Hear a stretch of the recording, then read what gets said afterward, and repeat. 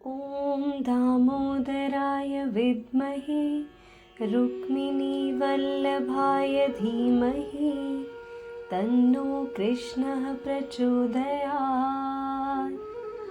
ॐ दामोदराय विद्महे रुक्मिणीवल्लभाय धीमहि तन्नो कृष्णः प्रचोदयात्। आइए शुरू करते हैं अथ 10वें अध्याय के सफर की, जिसकी शुरुआत होती है श्री भगवानुवाच से।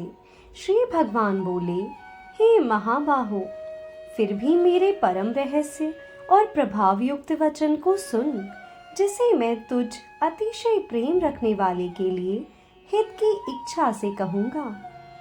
मेरी उत्पत्ति को अर्थात लीला से प्रकट होने को ना देवता लोग जानते हैं और ना महर्षि जन ही जानते हैं, क्योंकि मैं सब प्रकार से देवताओं का और महर्षियों का भी आदि कारण हूँ। जो मुझको अजन्मा अर्थात वास्तव में जन्म रहित अनादि और लोकों का महान ईश्वर तत्व से जानता है, वह मनुष्यों में ज्ञानवान पुरुष संपूर्ण पापों से मुक्त हो जाता है। निश्चय करने की शक्ति, यथार्थ ज्ञान, असमूढ़ता, क्षमा, सत्य, इंद्रियों का वश में करना, मन का निग्रह तथा सुख दुख, उत्पत्ति प्रलय और भय अभय तथा अहिंसा, समता, संतोष, तप, दान, कीर्ति और अपकीर्ति, ऐसे ही प्राणियों के नाना प्रकार के भाव मुझसे ही होते हैं। 7 महर्षि जन, 4 उनसे भी पूर्व में होने वाले सनकादि तथा स्वयंभू आदि 14 मनु, ये मुझ में भाव वाले सबके सब मेरे संकल्प से उत्पन्न हुए हैं, जिनकी संसार में यह संपूर्ण प्रजा है। जो पुरुष मेरी इस परमेश्वर्य रूप विभूति को और योग शक्ति को तत्व से जानता है, वह निश्चल भक्ति योग से युक्त हो जाता है, इसमें कुछ भी संशय नहीं है। मैं वासुदेव ही संपूर्ण जगत की उत्पत्ति का कारण हूँ और मुझसे ही सब जगत चेष्टा करता है। इस प्रकार समझकर श्रद्धा और भक्ति से युक्त बुद्धिमान भक्तजन मुझ परमेश्वर को ही निरंतर भजते हैं। निरंतर मुझ में मन लगाने वाले और मुझ में ही प्राणों को अर्पण करने वाले भक्तजन मेरी भक्ति की चर्चा के द्वारा आपस में मेरे प्रभाव को जानते हुए तथा गुण और प्रभाव सहित मेरा कथन करते हुए ही निरंतर संतुष्ट होते हैं और मुझ वासुदेव में ही निरंतर रमण करते हैं। उन निरंतर मेरे ध्यान आदि में लगे हुए और प्रेम पूर्वक भजने वाले भक्तों को मैं वह तत्व ज्ञान रूप योग देता हूँ, जिससे वे मुझको ही प्राप्त होते हैं।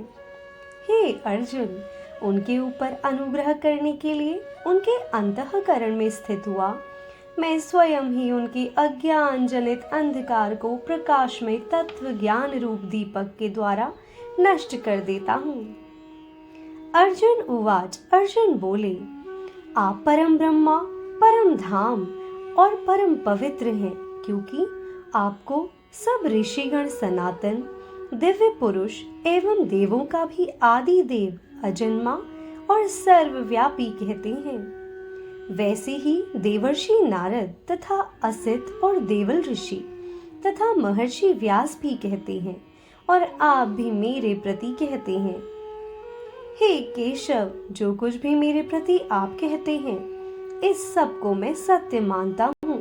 हे भगवान, आपके लीलामय स्वरूप को ना तो दानव जानते हैं और ना देवता ही।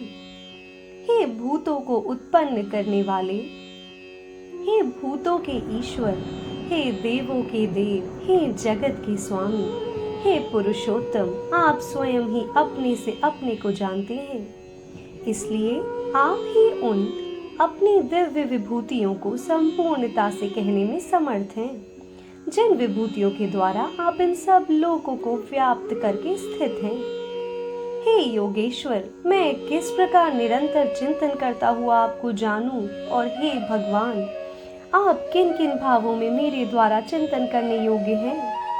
हे जनार्दन, अपनी योग शक्ति को और विभूति को फिर भी विस्तार पूर्वक कहिए, क्योंकि आपके अमृतमय वचनों को सुनते हुए मेरी तृप्ति नहीं होती, अर्थात सुनने की उत्कंठा बनी ही रहती है।